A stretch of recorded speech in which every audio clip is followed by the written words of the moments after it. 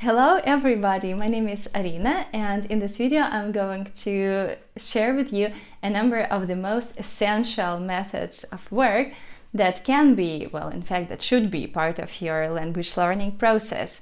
So if you want to achieve a good level of language proficiency, watch this video, write them all down, and start incorporating at least some of them into your learning routine.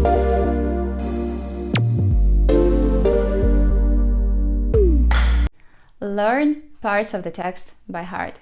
You may remember that your university teacher or your school teacher gave you a home assignment: learn the text by heart or render the text very close to the original version. And I guess you hated that.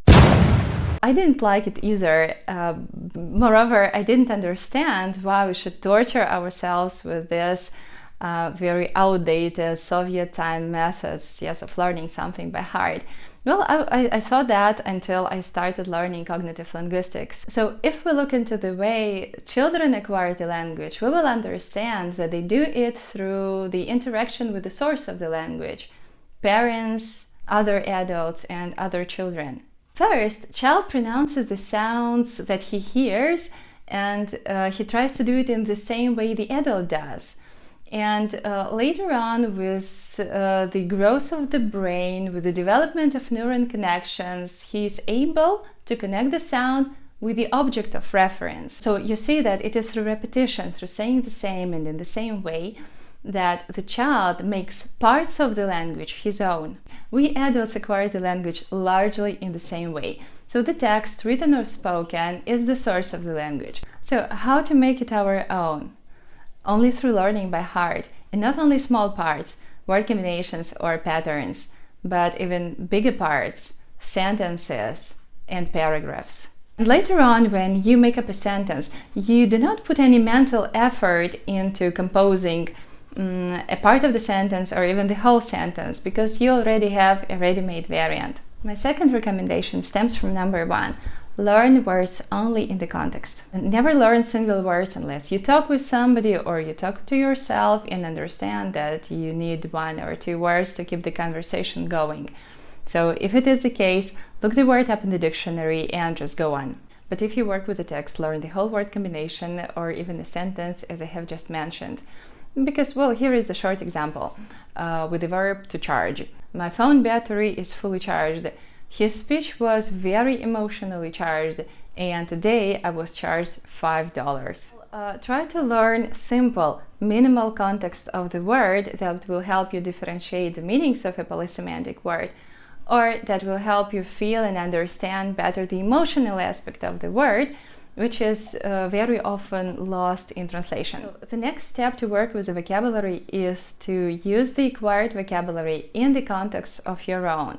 You know, psychology says that it is in human psyche to memorize better those things that first evoke some emotional response in you, right? Well, here the only thing I can tell you is look for the teacher who can make your learning process more interesting and more engaging and more emotional, who works with pictures, associations, who engages you in some challenges and games like that.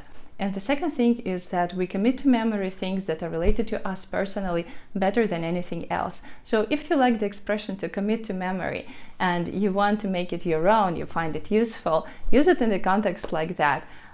Whenever I'm at the party, I can never commit to memory the names of those people who I get acquainted with, so I have to ask them twice. So this context is true for me. So you can make up something that rings true for you.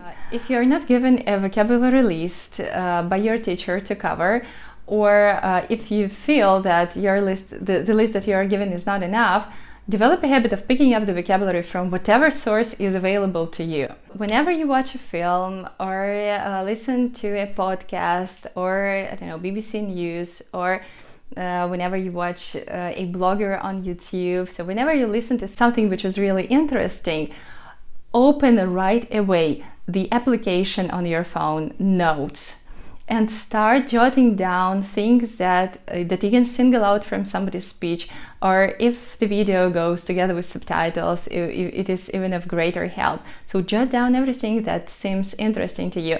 I can show you my own list. It is really large. There are not only words and word combinations like just a link or to compare notes or a full-blown relationship, but whole sentences. What are the deal breakers? Or she calls the shots down here, or some men just need a validation. What I'm looking for when I watch something or read an article or a book. So in the first place, these are sentences that I won't be able to make up myself, even if I know all the words. You upgrade your lifestyle and you work your way out of debt. In the second place, these are metaphors. You know that the English language is very metaphorical, and this is something that I like most.